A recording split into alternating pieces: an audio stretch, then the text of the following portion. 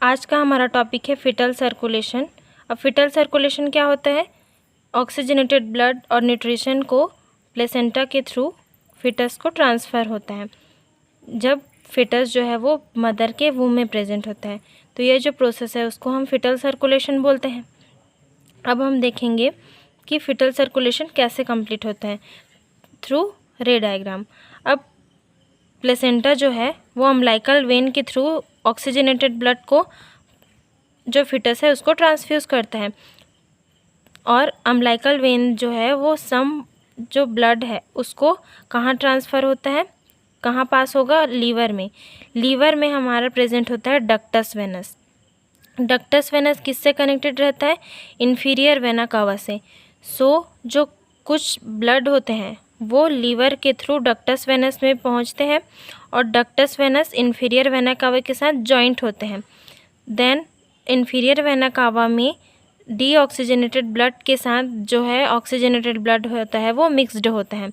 Then ये जो mixture होता है उसको राइट एट्रियम में ट्रांसफ्यूज़ होता है। देन नॉर्मल सर्कुलेशन के अकॉर्डिंग राइट एट्रियम जो है वो राइट वेंट्रिकल्स में ब्लड को ट्रांसफ़र करता है और पल्मोनरी ट्रंक के थ्रू वो लंग्स में प्यूरिफिकेशन के लिए जाता है। लेकिन फिटस में लंग्स जो है वो प्रॉपर डेवलप नहीं हुआ रहता है। उस कंडीशन में क्या होता है, राइट एट्रियम में ब्लड जो है वो ऑक्सीजन रिच होकर फोरामेन ओवल के थ्रू लेफ़्ट एट्रियम में ट्रांसफ़र होता है। जो फोरामेन ओवल है वो right atrium and left atrium के बीच का जंक्शन होगा। ये एक ओपनिंग होता है जिसको हम फोरामेन ओवल बोलते हैं। किसके बीच का opening? Right atrium and left atrium के बीच का ओपनिंग, जिसको हम फोरामेन ओवल बोलते हैं। और इसके थ्रू राइट एट्रियम से ब्लड जो है वो लेफ़्ट एट्रियम को ट्रांसफ्यूज़ होता है।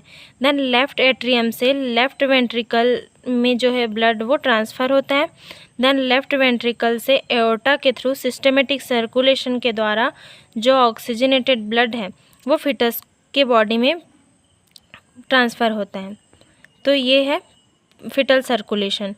अब राइट एट्रियम में जो ब्लड है वो कुछ अमाउंट में ब्लड राइट वेंट्रिकल के थ्रू पल्मोनरी ट्रंक से होते हुए लंग्स को ट्रांसफ़र होता है। लेकिन फिटल के कंडीशन में क्या होता है, फिटस का लंग्स जो है वो जो ब्लड है उसको एक्सेप्ट नहीं करता। क्यों? क्योंकि लंग्स जो है वो प्रॉपर डेवलप हुआ ही नहीं रहता है। इसलिए इस कंडीशन में जो पल्मोनरी ट्रंक का जो ब्लड है वो डक्टस आर्टेरियोसिस के थ्रू एओर्टा में ट्रांसफ्यूज़ होता है। ये क्या होता है? पल्मोनरी ट्रंक और एओर्टा के बीच का बाईपास होता है। ठीक है, जब कुछ अमाउंट में ब्लड पल्मोनरी ट्रंक में प्रेजेंट होता है तो उस कंडीशन में डक्टस आर्टेरियोसिस के थ्रू ब्लड जो है वो एओर्टा में ट्रांसफ्यूज़ होता है। जो डक्टस आर्टेरियोसिस होता है वो एओर्टा के साथ जॉइंट रहता है। ठीक है, तो इस तरीके से फिटल सर्कुलेशन जो है वो हमारा कंप्लीट होता है।